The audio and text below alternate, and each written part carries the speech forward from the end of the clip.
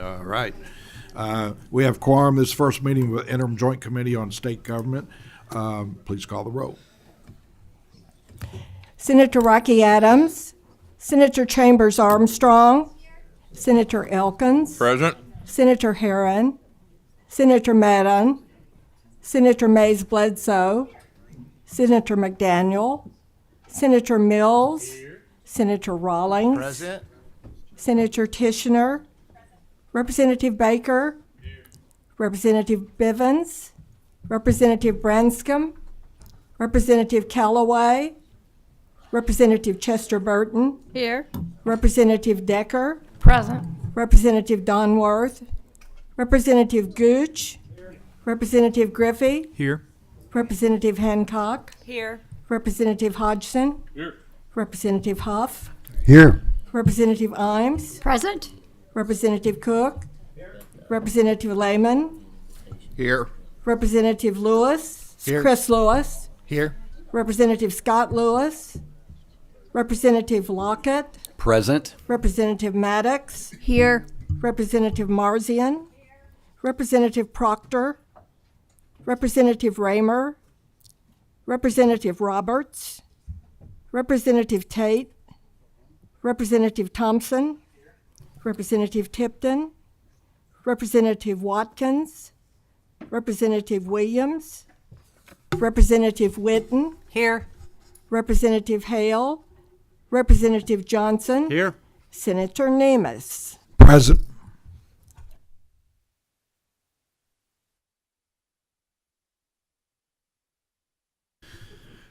Be sure to silence your cell phones during the meeting, which I have done. Remember to turn your microphones on when you're speaking, which I failed to do first.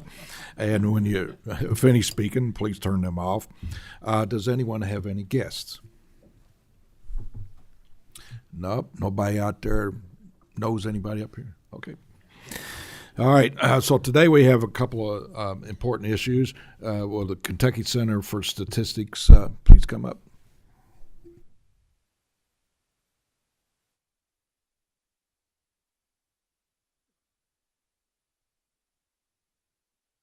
Please introduce yourself and continue or start. Well, good morning, everybody. Thanks for the invitation to be here. It's still morning, right? Yeah, good morning, everybody. Thank you for the reminder about the microphone. I bat about 500 on that, so this takes me up over the halfway mark. Thank you for that. First of all, thanks for having us to come and present a little bit about the history and the purpose of the Kentucky Center for Statistics. That's the last time I'll say that full name because it's a bit of a mouthful. Many of y'all know. Could you introduce yourself? Yes, for I'm the so record sorry. And, I'm so sorry. Yeah, that's. I got the microphone. I didn't get that part. Good morning. I'm Matt Berry. I'm the executive director at the Kentucky Center for Statistics.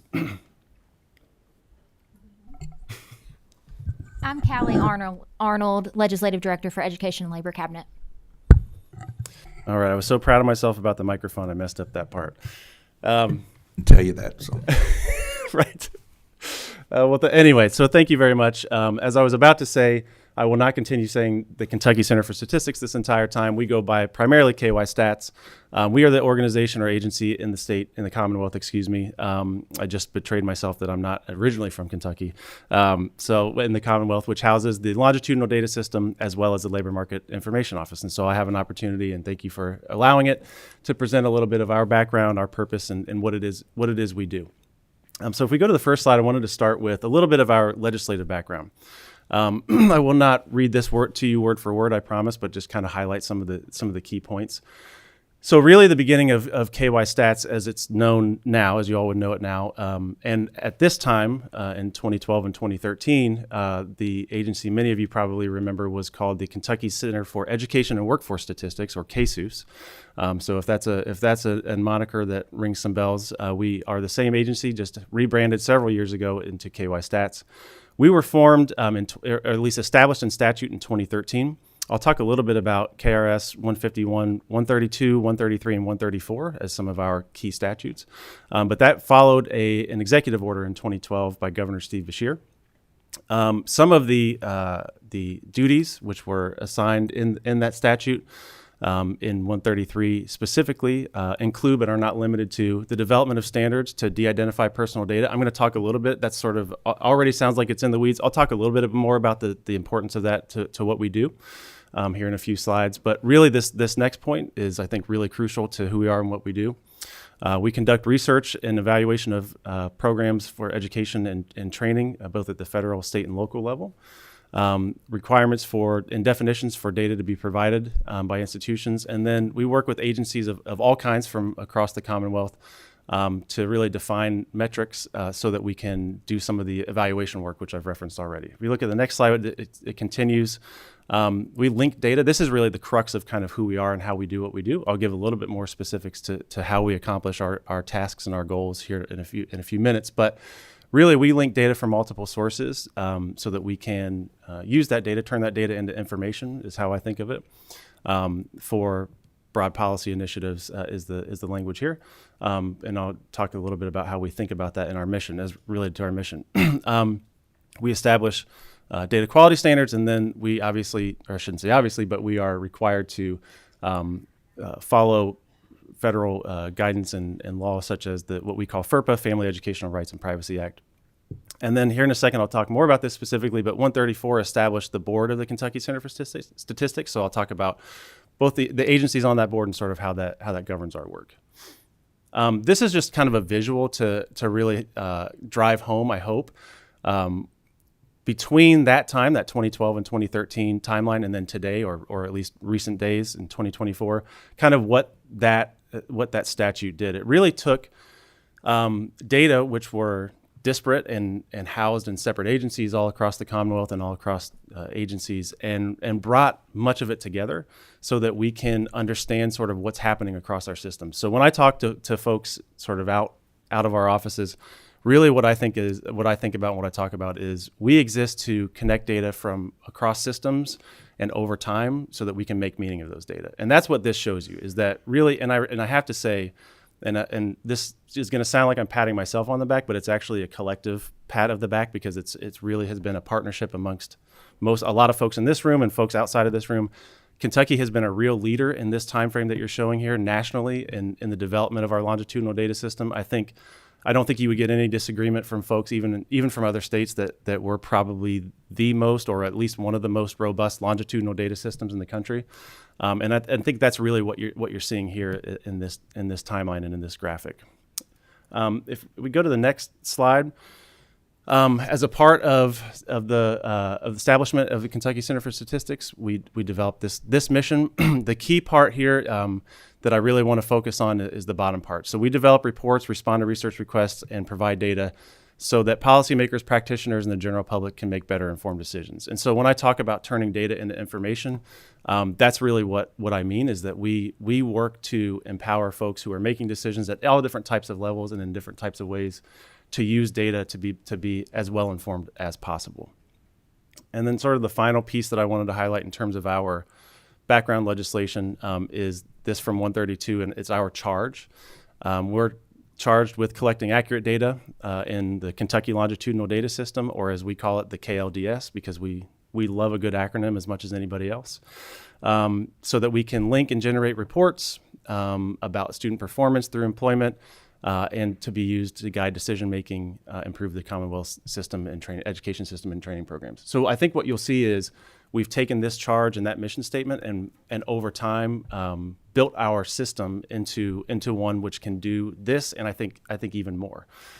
So I think that we're poised to sort of have gone a little broader than this even. I mentioned earlier that I would discuss our board and how we're governed. So this board was established in 134, as I mentioned earlier. You can see here that, and I'm not going to do the acronym soup, but our board is chaired by the Education and Labor Cabinet Secretary. It is also comprised of the Kentucky Department of Education Commissioner, the Council on Post-Secondary Education President, the Kentucky Higher Education Assistance Authority Executive Director, and the Cabinet for Health and Family Services Secretary. And that's been the case since that 2013 timeframe. That's how we're governed today. And as you all might or should or probably know, we are administratively attached as a part of that legislation to the Education and Labor Cabinet. So I have two graphics here back to back. This is a little bit, it's a visual representation. I know there's a lot on here, so hopefully it's not too overwhelming. Really what I wanted to show is that journey that we talked about from 2012 to current day. This is what our system looked like in 2012. And so what I want to be really clear about is I'm not saying that this wasn't a robust system, because at this time this was at the very forefront of the national work around combining public data from public sources and building a longitudinal data system. If we go to the next slide, our current system looks like this. So you can see that's quite a bit of growth. Obviously, we could dig into the sources that we have there, but I just wanted to show kind of how much growth has occurred over time. To dig into some of the numbers on the next slide around what our system looks like. This is as data nerdy as I'll get, so please don't get scared off by this. You just have to forgive me to be at least data nerdy one time. So we have a little over 6,000 active data elements in our system. And that includes 178 unique file types, and we have data from 48 sources and 26 agencies. So I can tell you, I have the opportunity to know and work with folks in similar positions in other states and commonwealths from across the country. I can't sit here and quote to you who would be sort of second or third to this and what their numbers would look like relative to this, but I can tell you that we continue to be a leader in the nation in terms of how many data sources we have, the reporting that we do, and the integration of new sources as well. So that's what I wanted to highlight here with this. And this is, to me, I think hopefully a helpful slide that shows a little bit about how we accomplish our goals relative to the charge I talked about and to some of the reporting and the mission. So if you follow me sort of from left to right on this slide, the way that we work is we call ourselves a data steward. So we differentiate the idea of data owners and data stewards. Data owners are the folks or the agencies. Shouldn't say folks, that sounds like I'm talking about individual people, but the agencies on the left side of the slide here. So Kentucky Department of Education or the Council on Post-Secondary Education, just to use a couple from our board. Those are folks who really own the data and then submit those data to us. When we receive those data from all the sources that you see here and others, we go through our process of validating the data, making sure that it's in the format and the type that we expect it to be, that we understand all the definitions and all the data which are included there so that we know what we're doing with it candidly. We clean those data in coordination with the data owners so that, again, it stays in the correct format and it's usable. We make sure that identity resolution, make sure that we have the information that we need to do what the last part is, which is linking these records across systems. Once we've gone through that process, which as you can imagine is a pretty is a sort of longer process, we move those linked data now into a de-identified reporting warehouse. So that part is really important. We separate the data which come from our data owners and the data that we use, the cleaned and de-identified data that we use for analyses. So for the reporting that you all would see on our website, we separate those in two different areas, two different servers to promote security and privacy. And so the folks who have access to one server do not have access to the other. And so there's sort of an internal firewall so that the researchers on my team who are producing the reports that you see don't have access or the ability to know who the individuals are in these reports, because we take that extremely seriously. So when you see our reports relative to post-secondary completions or outcomes, the folks that are producing that can't know that, my son, for example, is one of the folks in those data sets. So that's kind of what you're seeing there in terms of the transition. And then what we use those for is reports and analyses, evaluations, to fulfill data requests, and then just to do sort of other as we call them what ifs, when we get phone calls or questions from folks and say, hey, can you help me understand this? That's how we use those data.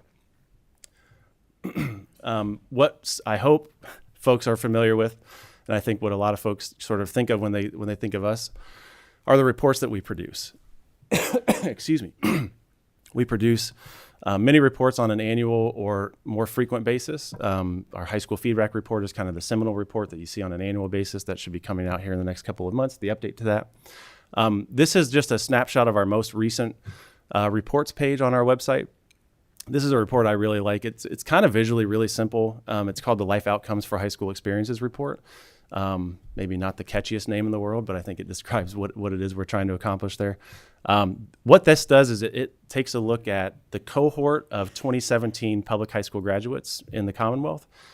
And over time into the year 2024, it looks at how many of those folks attended post-secondary education. It reports in the aggregate what the post-secondary completion rates are, the education at the post-secondary attainment, how many of those folks earned an associate degree or a bachelor degree, for example, what their median wages were, how many folks were employed in the state, what percentage of those folks were employed in the state. So I think it's a really good and interesting example of the kind of what I hope is utility and usefulness of a longitudinal data system to be able to follow a group of students or individuals in the state who have graduated from one of our public high schools and then see where they are in the education and workforce sphere.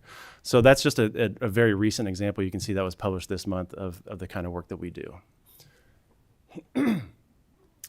Just have a couple more slides here just to talk a little bit about our funding overview. You can see here the last 4 fiscal years broken down into 3 big buckets here. State General Fund is right at about $3.1 million annual right now.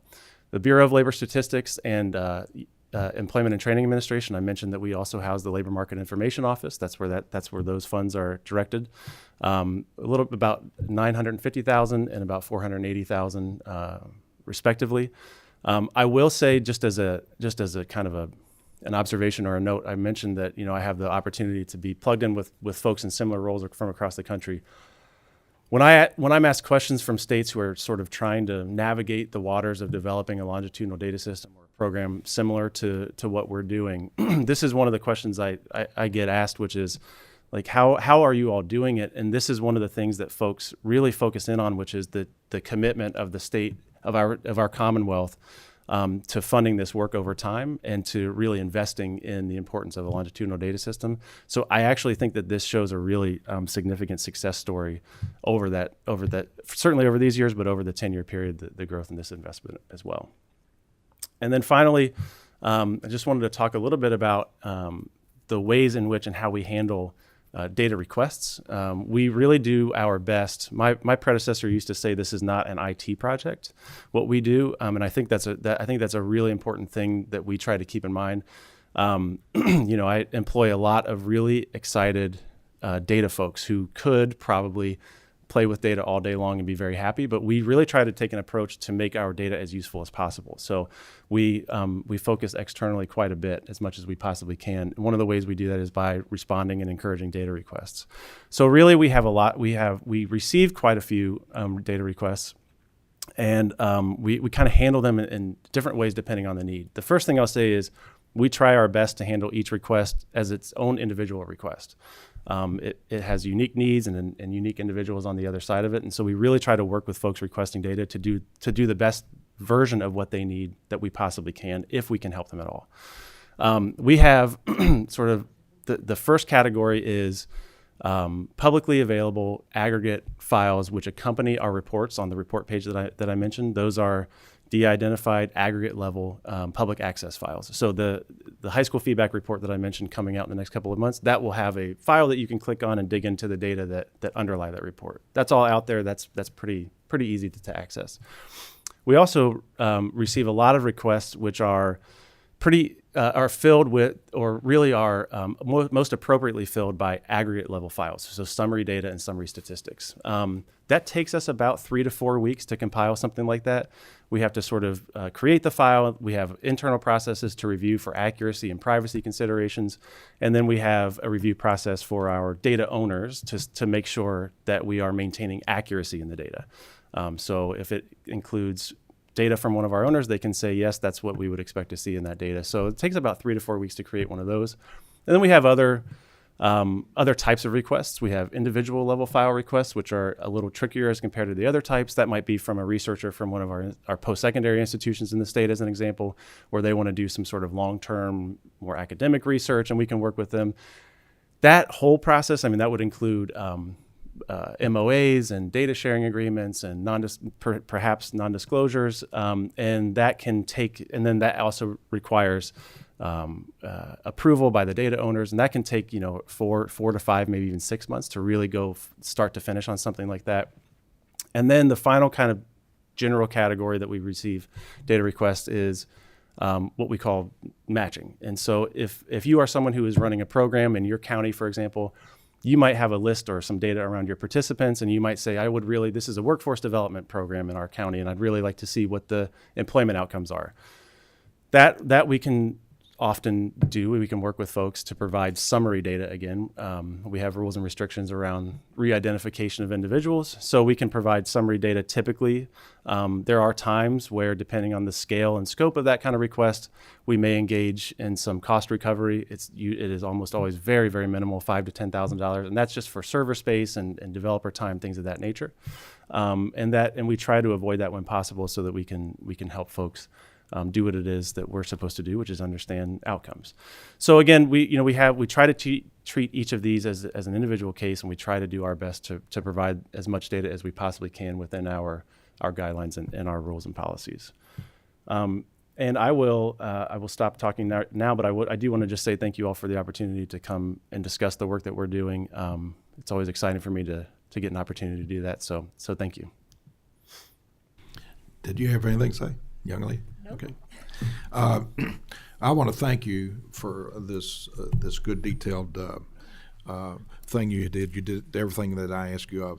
And the reason I had you come in here is because I was Deputy Secretary of the Labor Cabinet. I know what you do, the fantastic work you do, how you scrub the material so it can be used by others, and how you're funded. I also know that other states are struggling to get this information, and they can't get it from the people, and then they can't utilize it and stuff. And I think that our legislature, the legislators, don't even know you exist, much less know what you do. That's why I want you to come here. For instance, we just put a Medicaid data system together. We could have just easily went to you that already exists. Not that it's bad. I'm just saying that you already exist. But I also feel that you all have gone rogue, might not be the right word, more independent and on your own, and not really giving that data. It's kind of like you got it from people that it was theirs, you scrubbed it, and now I got it, and not wanting to give it out. For example, when I asked for some information from you all, you said no. It was the possession of the entities that you got the data from. And until I went to the secretary and told him that we were going to do away with you, then I got the information. So we need to work together on the great things that you do.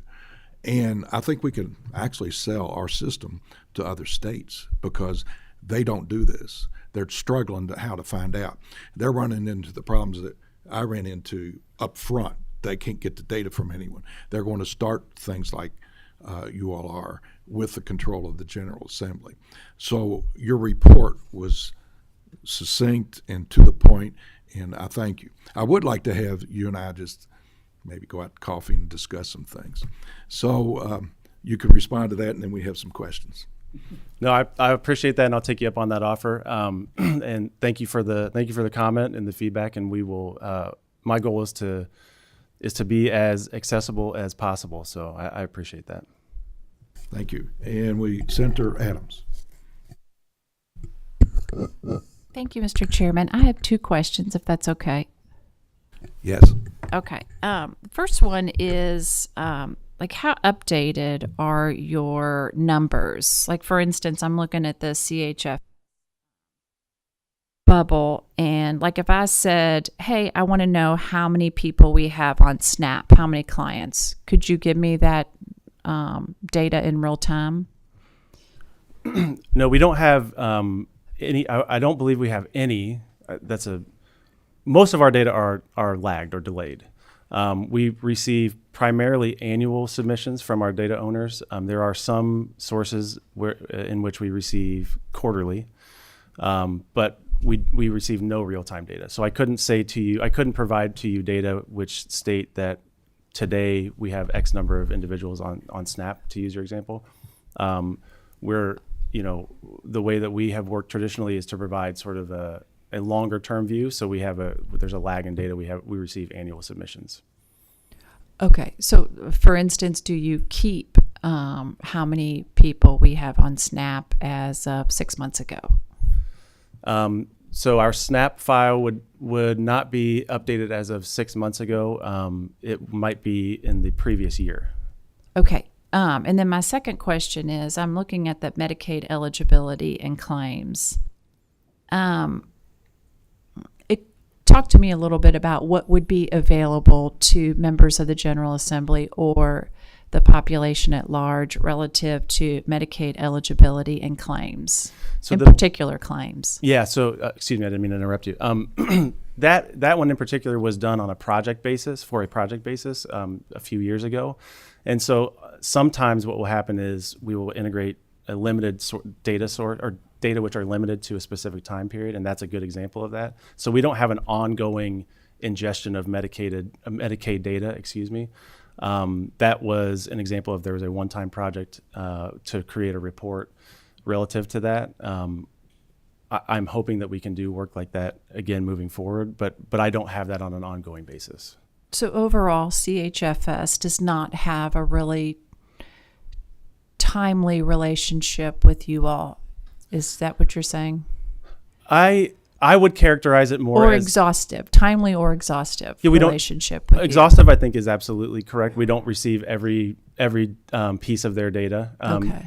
and some of that is around the laws and rules which govern them as well. So it can be a little tricky to navigate in between those. And I'm not indicating that it's impossible to get over that, but I think that's traditionally where some of that has been.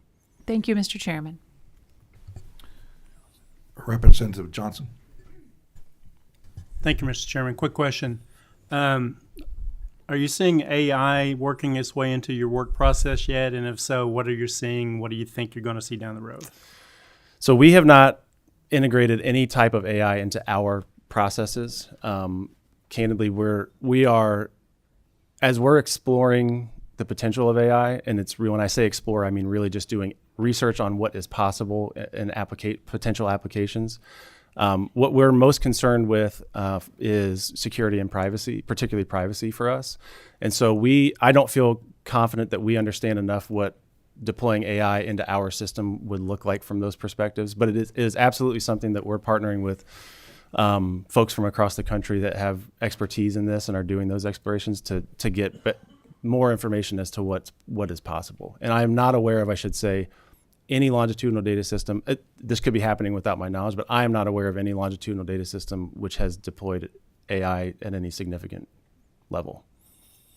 Thank you. I share your concerns. Thank you, Mr. Chairman. Senator Mays Bledsoe. Thank you, Mr. Chairman, and I will do some follow-up. Thank you, Dr. Berry. Just remind me, how many staff do you have personnel in your department? So we have about 40. We have 49 total. About 17 of those are in the LMI office, and the rest are on the KLDS side. 5 of those are funded through grants, and then the rest would be a mix of contractors and state employees. Okay, thank you. And actually, Representative Johnson went where I was going to go, which was the use of AI tools for some data crunching, from analysis. I share the same concerns on privacy and security. I also see very optimistic outcomes and opportunities to look at analysis and trends and results that might be faster or quicker. We won't have quite the lag that we could. Yeah. And looking at numbers, we can make better choices for funding and policies. Mm-hmm. So I would highly encourage you to go down that path, and I think you'll find the AI task force as a willing partner to work on how to make sure the privacy and security spaces are intact so that we can utilize the tools appropriately. Fantastic. Thank you. Thank you. Representative Lehman. Thank you, Mr. Chairman. May I ask a question? And thank you, Dr. Berry. I'm just trying to get my head around the process where we have 26 agencies, they're sending data. Is it a central repository? You say I'm looking data validating, cleaning, identity resolution, and linking. So I'm trying to understand, is there a database where there's linked personal information from 26 different agencies? And I understand there's the de-identified warehouse, but I'm trying to understand how that gets linked and where that information is. We do. We have our own server. I should say, I say our own. We have a server which we use to do exactly what you're talking about, which is to link data. That is housed under the umbrella of the Commonwealth Office of Technology, so that we are we kind of have what I consider to be double security protection. We take our own measures, but also abide by all of the Commonwealth Office of Security measures as well. So to answer your question directly, yes, that does exist. Okay. May I ask a follow-up? Yes. I mean, are there, just talk through the security concerns, or just trying to understand that, and possibly another way to ask the question is there a way to get de-identified data from the agencies so that there's not a linked database like that in a single repository? There are ways to do that, and I should say that each agency provides us a different data which look differently. So some agencies provide more individual detail than others. As a general comment, the more information we have, the better we're able to link across systems. So the more confidence I'm able to have that when we say these individuals transition from our K-12 institutions into post-secondary, that link is correct.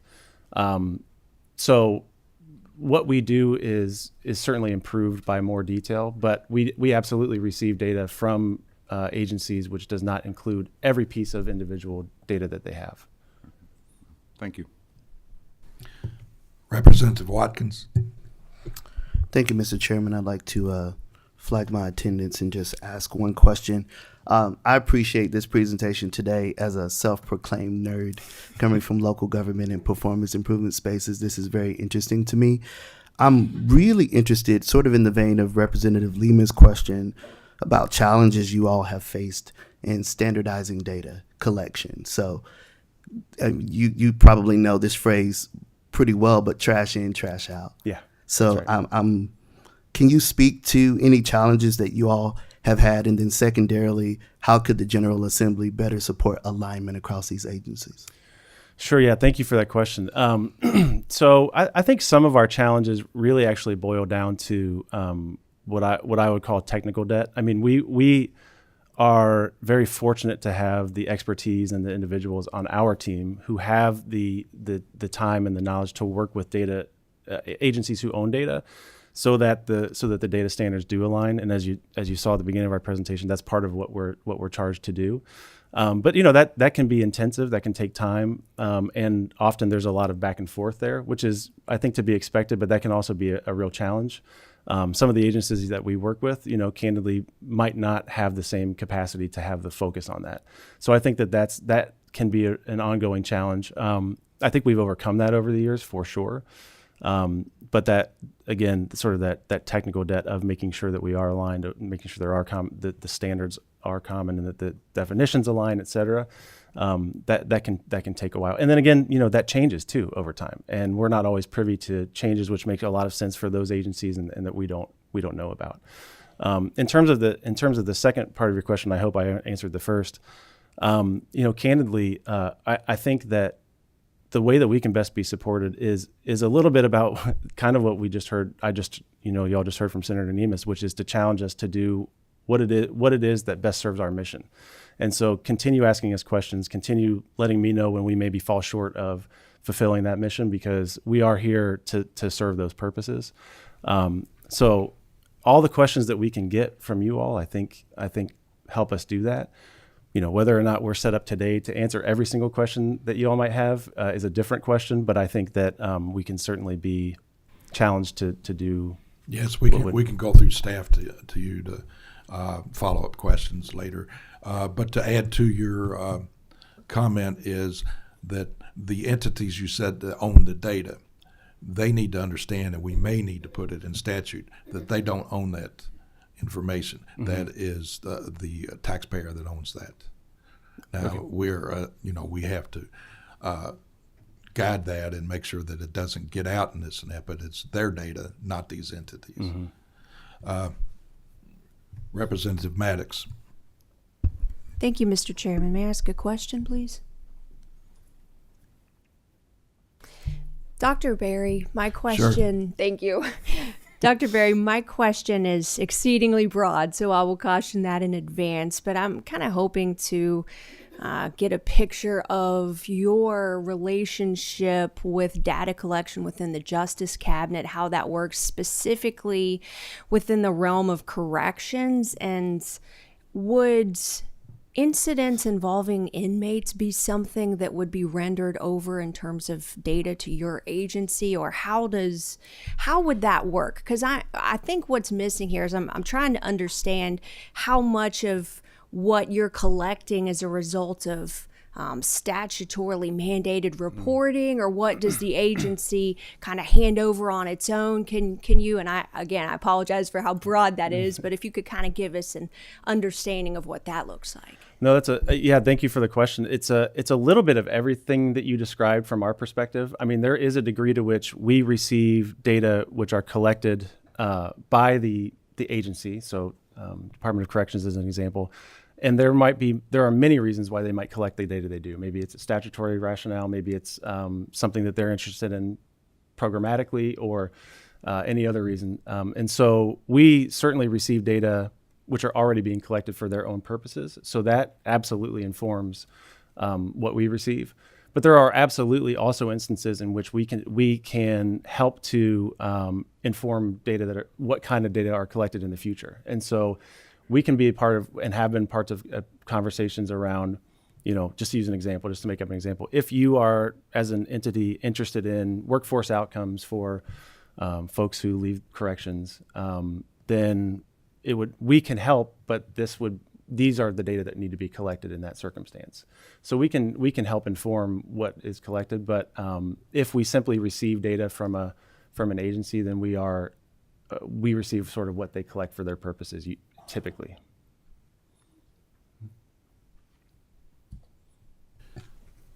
Representative Roberts. Thank you, Mr. Chairman. Recording my attendance, and may I ask a question? Yes. So, one, thank you for coming to this committee to just give us this overview. One of the questions that I want to harp on is just every data point that is collected is information about a Kentuckian, and I just wanted to see if you can educate me a little bit about what we are doing for data security, because we see data leaks, cyber attacks, things along those lines. Just want to see what KYSTATS is doing to be prepared in the event of data leaks and what's being done to prevent them from happening. Yeah, thank you for that question. So that's a primary concern is not maybe it is the right word, actually. It's a primary concern of our office and what we do. So we take privacy and security very seriously. We abide by all Commonwealth Office of Technology standards and policies. We also go above and beyond that in terms of our own storage and destruction of data which are no longer used, or the de-identification and storing in two separate warehouses, so the creation of a firewall. We align with what I would consider to be best practices in terms of both security and privacy.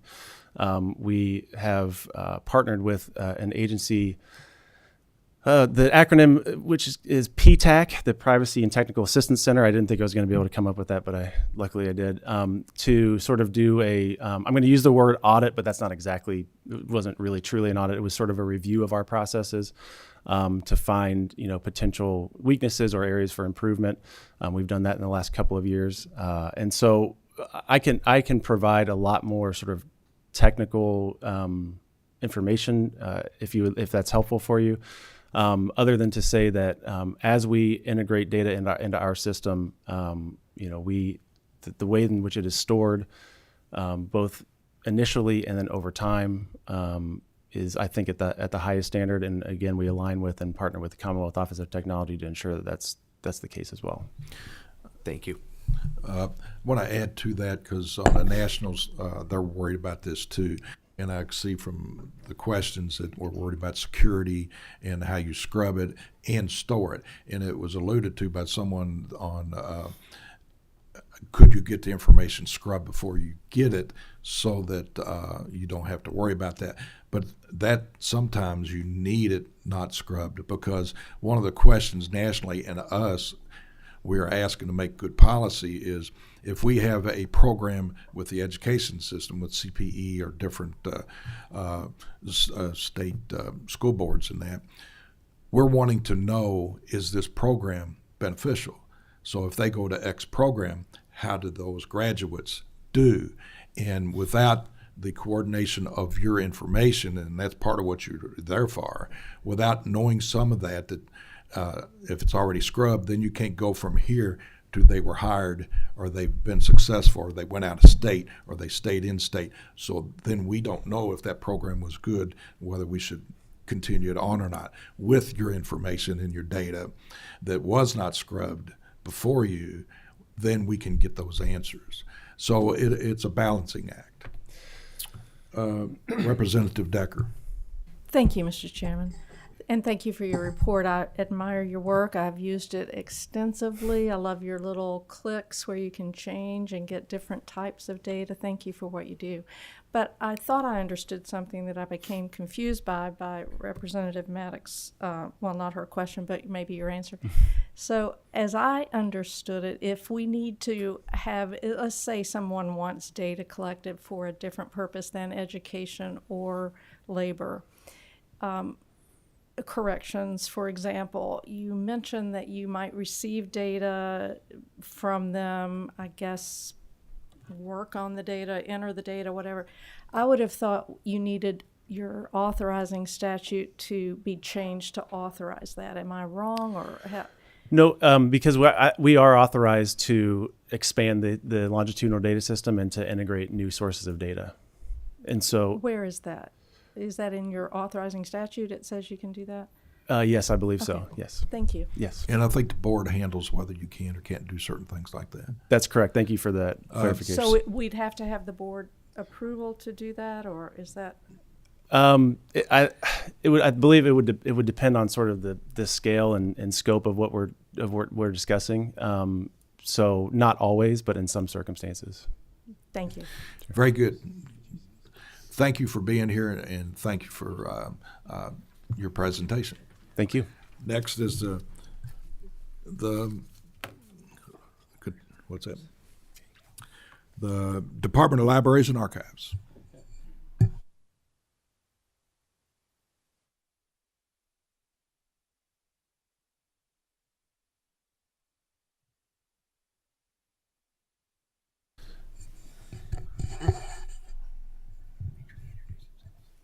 Please introduce yourself and start. Good morning. You can go to slide 2. My name is Denise Lyons, and I am the Commissioner and State Librarian for the Kentucky Department for Libraries and Archives. My name is Jake Fouts, and I'm the Assistant Director for Fiscal Management for the Cabinet. And then I'm Callie Arnold, Legislative Director. Next slide. Continue. Today I'll be providing information on the following topics: the reporting structure as well as the funding structure of KDLA, the types of assistance that KDLA provides to local libraries and to state institutional libraries. Finally, I'll provide information about the federal and state funds distributed by the department and what those requirements are for disbursement. The Kentucky Department for Libraries and Archives is an agency within the Education and Labor Cabinet. We have 2 divisions, the Division of Library Services and the Division of Archives and Records Management. All of KDLA provides quality resources, but the Division of Library Services specifically supports library services for state employees, the Kentucky Talking Book Library, and consulting services for libraries. The Division of Archives and Records Management provides a variety of records management services, including state, local, and permanent records, as well as assistance with research and genealogy. This slide shows the funding structure for KDLA. The 2 types of appropriation include general operations and direct local aid. The agency operates with an allotment from the general fund, some restricted funds, and 1 federal grant. The direct local aid allotment includes the restricted fund allotment for the Local Records Grant Program and 2 programs to distribute from the general fund. Working with 120 libraries, KDLA's Library Development Branch has both specialty consultants and regional consultants in 5 regions to assist libraries in their part of the state. The continuing education team focuses on all types of training, including managing a learning portal. All library staff are required to have some level of certification, and the CE section works with the State Board for the Certification of Librarians program. Public libraries respond to community needs in a variety of ways, such as serving as testing centers and loaning hotspots or other devices. Many libraries support STEM learning in their maker spaces, while others circulate everything from cake pans to fishing poles in the Library of Things, which are things other than books that can be checked out. Every library has a summer reading program. Kentucky also has the most bookmobiles of any state. These and other outreach efforts help to bring services to those across the Commonwealth, often in rural or hard-to-reach places. Libraries offer a place of lifelong learning, whether through new skills training or tutoring programs. KDLA also assists libraries with the E-rate program, which is a special federal program for discounted communication and technology for educational institutions. Additional branches within KDLA also support local libraries. The State Library coordinates a large number of specialty learning kits, as well as the delivery of materials and kits across the state. The Kentucky Talking Book Library is one of 55 regional libraries of the National Library Service for the Blind and Print Disabled. Any person who has low vision, blindness, or a physical, perceptual, or reading disability that prevents them from using regular print, whether temporary or permanent, is eligible for the service. KDLA's Local Records Branch in the Archives and Records Management Division assists local libraries with issues of records management, helping them develop best practices. The services that KDLA provides to institutional libraries include support for the Kentucky Virtual Library. This program is comprised of databases and electronic resources for all ages, from early literacy to post-secondary education, accessible online anytime. KDLA librarians also answer questions by mail from those who are incarcerated on topics such as workforce and careers, history, and hobbies. KDLA's federal funds come from the Institute of Museum and Library Services through the Library Services and Technology Act. This program provides approximately $2.7 million for the federal fiscal year, which runs October 1st through September 30, 2026. A 5-year plan is written by the State Library Agency and submitted to IMLS for approval. Reports are also submitted each year with a formal evaluation every 5 years. LSTA funds additionally support the Kentucky Talking Book Library, the Kentucky Virtual Library, and special grant projects based on local community needs. As examples, we awarded this year grants for technology upgrades, website development, and outreach programs. KDLA receives funding for operating and personnel costs. Construction assistance is a debt subsidy program for library projects, but no new funding has been allocated since fiscal year 2021. KDLA also administers the Dolly Parton Imagination Library of Kentucky. The restricted funds include Librarian Certification Program, which receives fees used for scholarships and professional development. The Talking Book Library has 2 donation accounts, and there is a fund for bookmobiles from a previous project appropriation. Another fund includes the fees from some state library customer services. KDLA also coordinates the local records program grants. These are funds from the dollar fee from county clerk operations. KDLA receives just over $1 million, which rolls over from year to year if not awarded. This year, KDLA provided 36 emergency grants. The KAR is currently being revised, and the local records branch team will be providing information to the county clerks this summer with an expected opening date of August 1st for the grant cycle. The program allocates 90% to grants for county clerk projects. Thank you.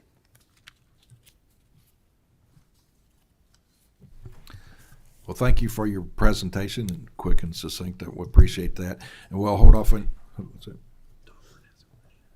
Okay, we'll hold off on the questions until after we hear from the Library Association, and then if you'd stick around for Okay. that. Okay. Thank you. Thank you.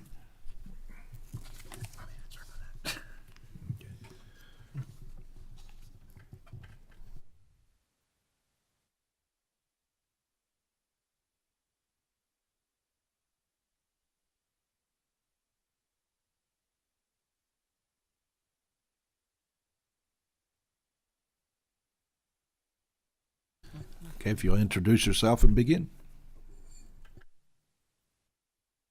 Thank you. Okay.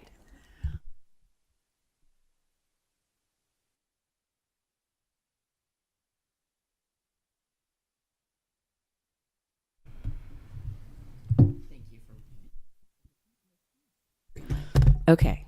Sorry, I'm microphone challenged. Thank you for being patient with the logistics. I am Jean Rourke. I'm the director for the Franklin County Library, the Paul Sawyer Public Library, and the chair of the Advocacy Committee for the Kentucky Public Library Association. My name is Dave Schroeder. I'm executive director of the Kenton County Public Library and past president of the Kentucky Library Association and the Kentucky Public Library Association. My name is Jamie Collins. I'm the director at the Marion County Public Library, currently the Kentucky Library Association president-elect and a member of the Kentucky Public Library Association Advocacy Committee. Also with us in the audience is Heather Diefenbach, who is the executive director of the Lexington Public Library. She is a non-taxing district authority librarian, a library director. So in case you have any questions for a non-taxing district librarian, she is here to help us with that. And I am Jenna Scott. I am a principal at Government Strategies, and I'm here on behalf of the libraries as well. Thank you for having us here today. The Kentucky Public Library Association, KLA, is the parent association to 3 sub-associations: the Kentucky Public Library Association, KPLA, the Kentucky Association of School Librarians, CASL, and the Kentucky Association of College and Research Libraries, CACRL. We love our acronyms too. Today we'll be focusing on public libraries, which fall under the committee's purview. We appreciate the invitation from Chairman Nemes today to speak on the structure and funding mechanisms of public libraries. We also want to briefly touch on some of the work our libraries are doing throughout our communities. While the main focus of this presentation, per the committee's request, will be on structure and administration, and we want to be respectful of your time, we would love the opportunity to come back for another interim presentation to further discuss community operations and our programming that serves our communities. I want to tell you about the mission of public libraries in Kentucky. The mission of Kentucky Public Library Association is to grow resilient communities across the Commonwealth by supporting the development of public library staff and services.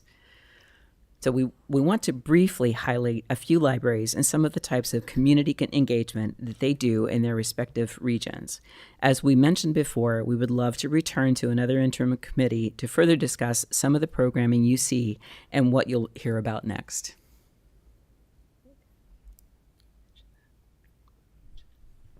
Clark Spencer counties. This is Menifee County. Alrighty, so on to the fun things: statistics, reporting, and transparency.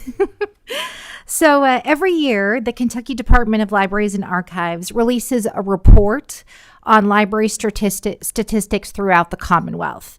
This is a comprehensive report that details funding, which includes revenue and expenses overall and per library for each county, along with programming and program attendance, circulation details, staffing, bookmobiles, and more statistics from there.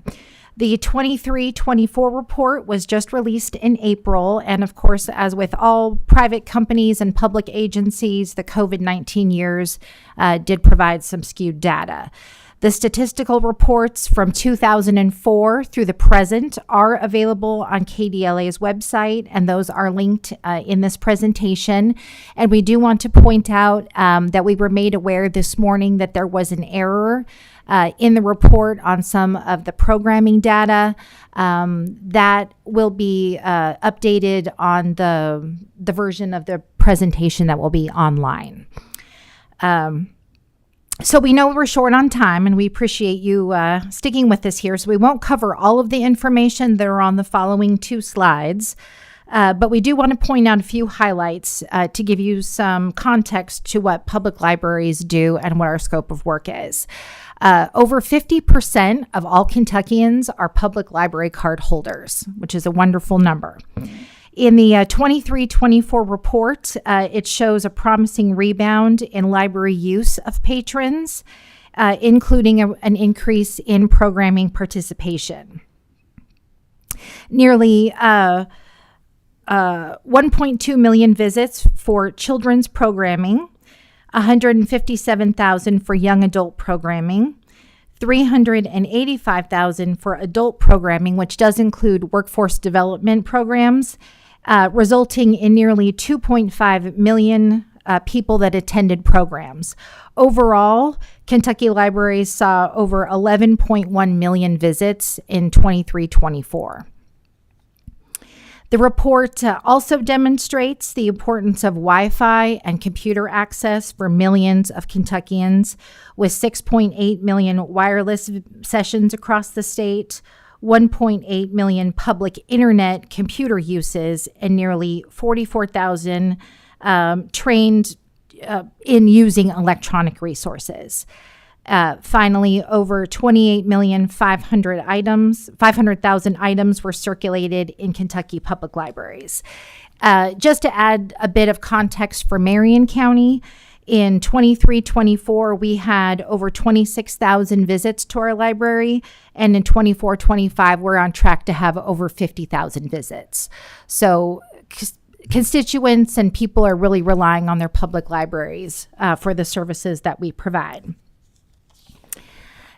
Commissioner Lyons had mentioned that Kentucky has the most bookmobiles, which is also an incredible thing to be proud of. There are 74 bookmobiles that are being utilized for outreach, and that totals nearly 1.4 million items circulated via bookmobile visits. Further, many libraries are GED testing centers. There are several more coming online this year through a partnership with Kentucky Adult Education. Marion County is also one of those, so we are looking forward to having that open in August of this year. And a list of other services, as you see on this slide, that include notary, faxing, copies, emergency preparedness, other types of outreach programs and things like that that really are vital to all of our patrons.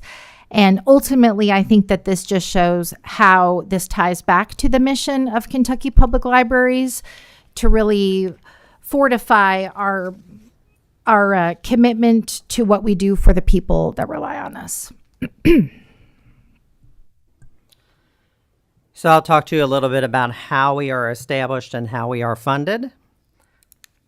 So public libraries in Kentucky have been established using a variety of statutes. Most libraries are special purpose government entities and are governed by a board of 5 trustees. There are many reporting requirements to which all libraries are subject, regardless of the method of formation. There are also some requirements that apply only to those libraries that are formed with taxing authority. You can find a list of all of the establishment statutes on the KDLA website. On the slide that you're being shown, there are 119 library districts in the Commonwealth of Kentucky. 106 are taxing districts. 13, which are noted on the slide, are not. You'll see some of those are larger counties. Most of them are smaller entities. And you'll also see how they are funded. So since they do not have taxing authority, they are funded in a variety of different ways. And there are a variety of different statutes that established these libraries over the years. Again, though, the point I would like to make is 119 are library districts with taxing authority. If you look at the next slide, you'll see that with Senate Bill 25, which was passed in 2019, gave libraries the ability to take the compensating rate but put a ceiling on that. So we used to be able to take the compensating rate and then take anything from 1 to 4 cents or 1 or 4% above that, like counties and cities.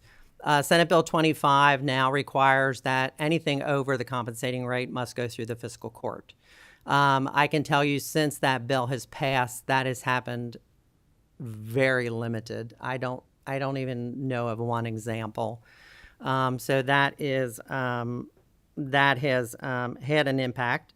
I think also if you look at the average rates, you'll see that because of Senate Bill 25, the average rate of increases has declined. So property taxes actually for libraries have gone down, and the trend continues that they probably will continue to go down.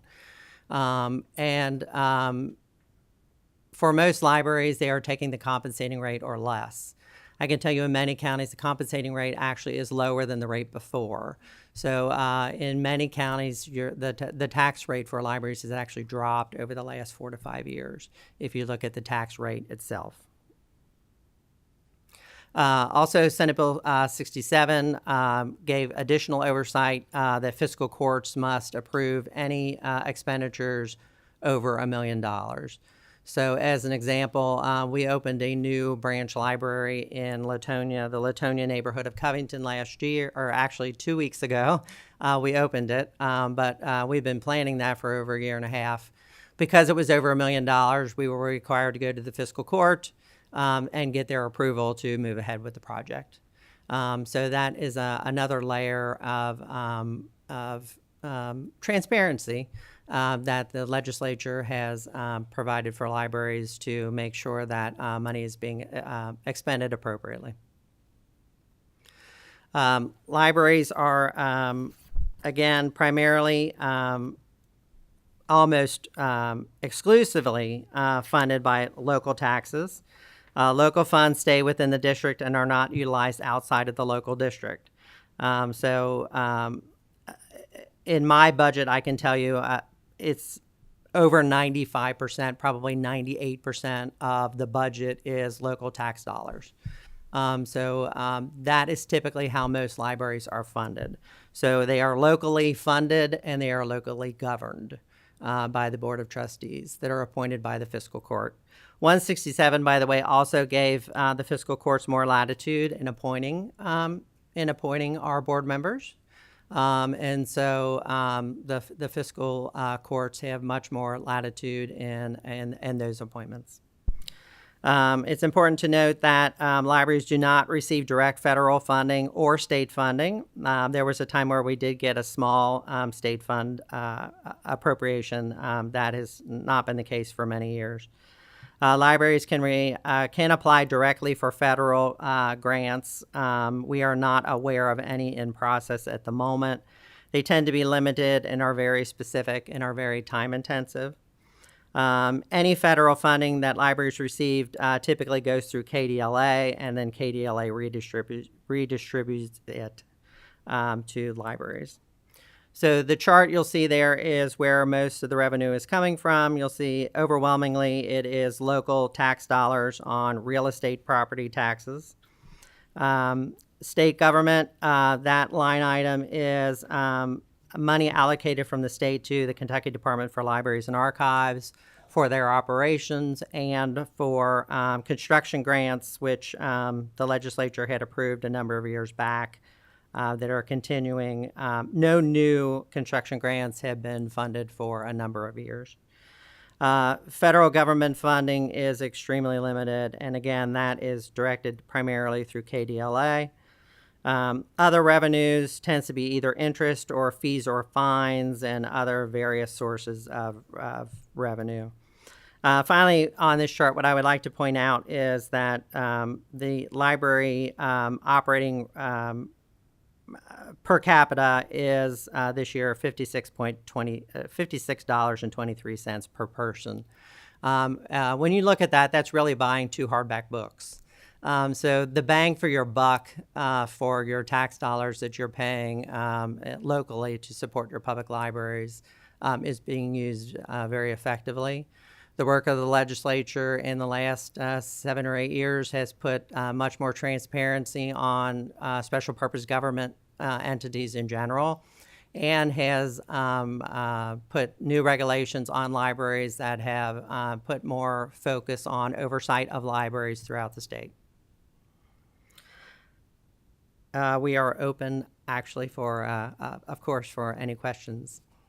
Thank you for your presentation. You're and welcome. Thank you for the saying that you'll come back and brag about yourself. Tell us about more detail of what you do. We're happy to brag. Okay. Yeah. Representative Donworth.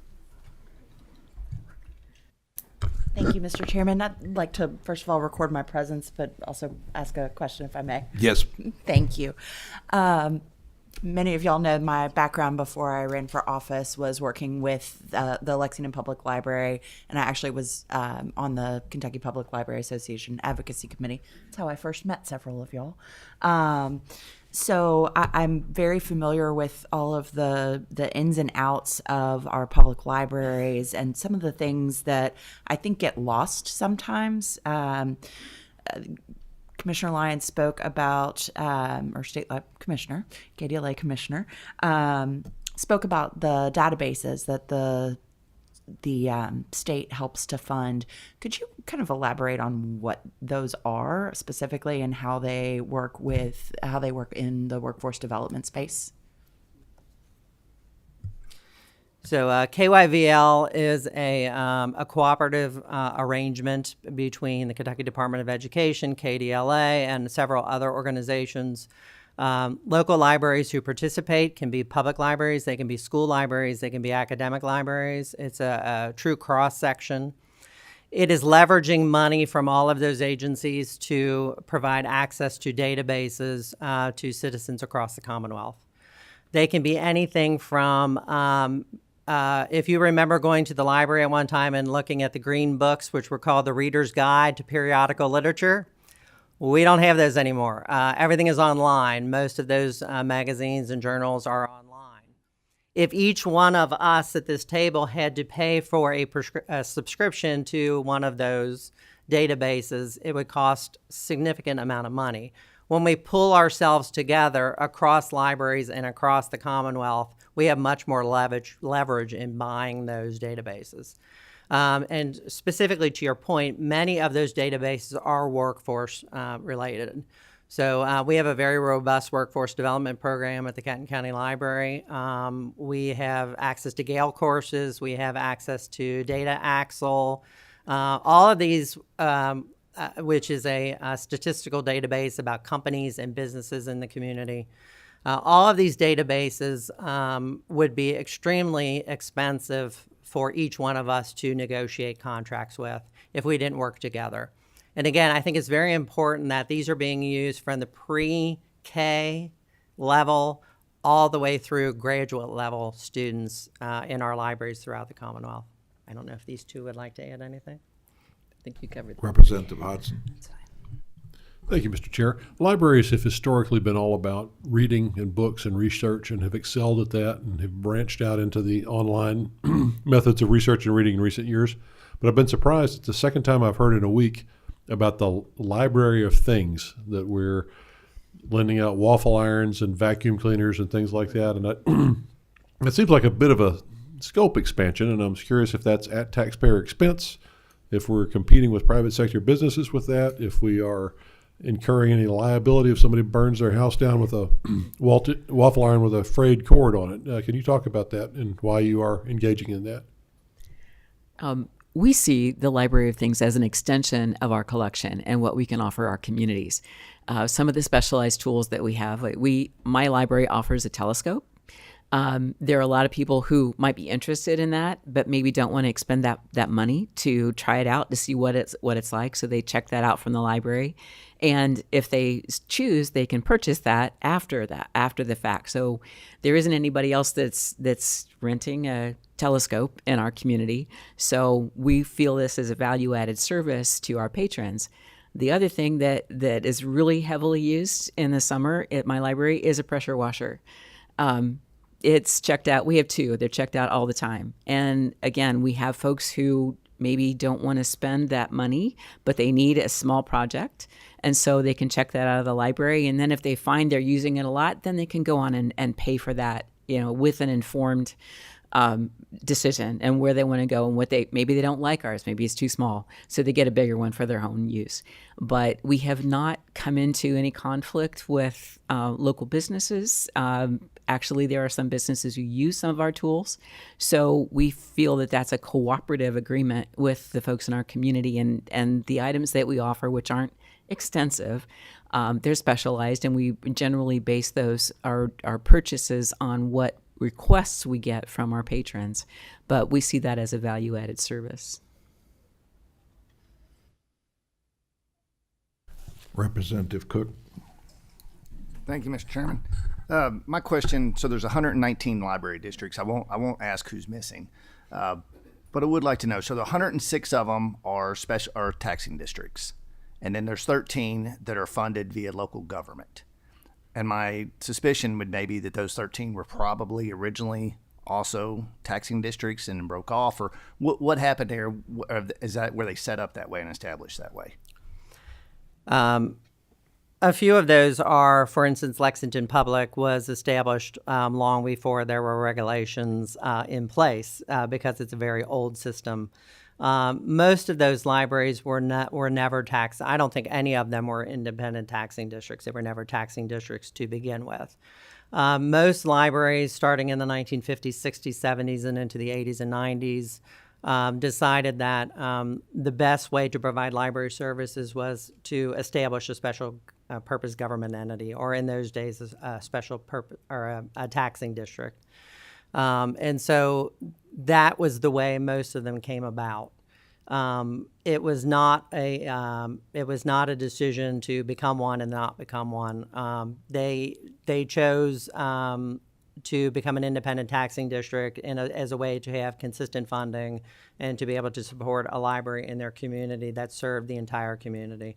I'll just give you an example. In Kenton County, we had a Covington Public Library. We had an Erlanger Public Library. The two decided in 1967 to merge through petition, so we are formed as a district through petition. The petition, we had to collect over 17,000 signatures at that point in 1967. We merged the Bookmobile, which was a state program, the Erlanger Public Library, and the Covington Public Library into one district that allowed for much more efficiency. It allowed for coverage of the entire county. So if you lived outside of those districts, you had access to library services without paying for them. And it covered the entire county. Many of the counties listed on that chart have either tried to become special purpose government entities one way or another and have not succeeded, or have not taken that path. They have decided to remain as locally funded institutions. Does that answer your question? Seeing no further questions, thank you very much for your presentation, and I look for hearing more. Thank you. Did you Thank all of you. Yes, thank you. Yes, go ahead. Go ahead. One of the things that was shown early on in the slide there was about you had some pictures of some of the different partnerships. Could you talk a little bit about how you support other groups within the community as well? Absolutely. One of the things that I think all public libraries pride themselves on is being a strong partner in the community. For me in Marion County, we partner with the school district quite heavily. We offer several services to all of the elementary, middle, and the high school. Last year, we started a bookmobile club that has been wildly successful with one of our more rural elementary schools, which I think is while you see a lot of that increase in circulation as well. So we look to expand that this year with some of the other schools. Outside of that, we are also very involved with a community organization called the Heartland Coalition. So we are partnering with them to offer safe, drug-free activities for teens on Friday nights starting in August. So we will be offering some programs as well as library card applications and things like that, which will be hosted at a local sportsplex. So a lot of the time, it's maybe not just one organization that the public library is connected with, but it could be two or three in order to serve a population that is struggling. Teens certainly fit that bill, and another group that we work with a lot is the Senior Center. So we do a lot of outreach with our seniors. We will be starting a digital literacy course specifically for seniors later this fall, which will just give them some background on, how to spot scams using their smartphones, more robustly, as well as some basic computer skills and things like that. So I'm sure you all could speak to some other examples. I would like to point out just really quickly, we work with all the schools in the county, so public, private, parochial. We also have a very strong program, and I think most libraries do around the state, who work with our homeschooling population. We've had one in place at Kenton County for 25 years, I believe, at this point. So we're trying to meet all kids wherever they are and making sure they have books, they have training, they have the materials that they need to succeed, regardless of what school or what circumstance they are in. As public libraries, we serve everyone, and we really do work with partners throughout our community. One more example I would like to give, with our workforce development program at Kenton County, we're in an MOU with our local workforce investment board, with local employment agencies and other government agencies in Northern Kentucky who work specifically with those who are looking for transition or looking for jobs. And so we are very much involved in that process. Thank you. We are adjourned.